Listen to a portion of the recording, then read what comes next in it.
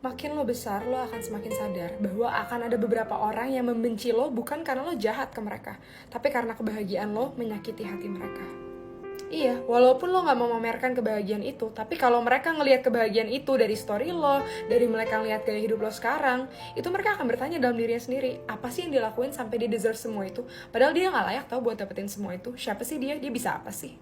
Dan ini yang akan ngebuat mereka pelan-pelan ngejauhin lo. Padahal lo gak ngelakuin apapun yang jahat ke mereka, lo bahkan gak punya salah ke mereka. Tapi hanya karena kebahagiaan lo menyakiti hati mereka, yang pada dasarnya kebahagiaan lo juga tidak mengambil jatah kebahagiaan mereka sama sekali. Lo makin kaya, mereka gak makin miskin. Lo makin bahagia, mereka juga gak akan makin sedih. Tapi akan ada beberapa orang yang bertanya-tanya dalam dirinya sendiri karena mereka unconsciously ngebandingin diri mereka sama lo. Dan itu yang akhirnya ngebuat mereka jadi benci lo.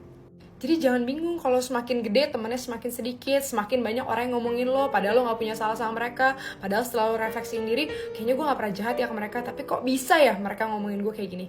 Ya itu, karena mereka hatinya sirik, karena mereka hatinya gak putih kayak lo. Jadi kalau ngeliat orang lain bahagia, bukan ikut bahagia, malah bertanya-tanya dalam diri sendiri, kenapa ya mereka bisa kayak gitu? Kenapa gak gue aja?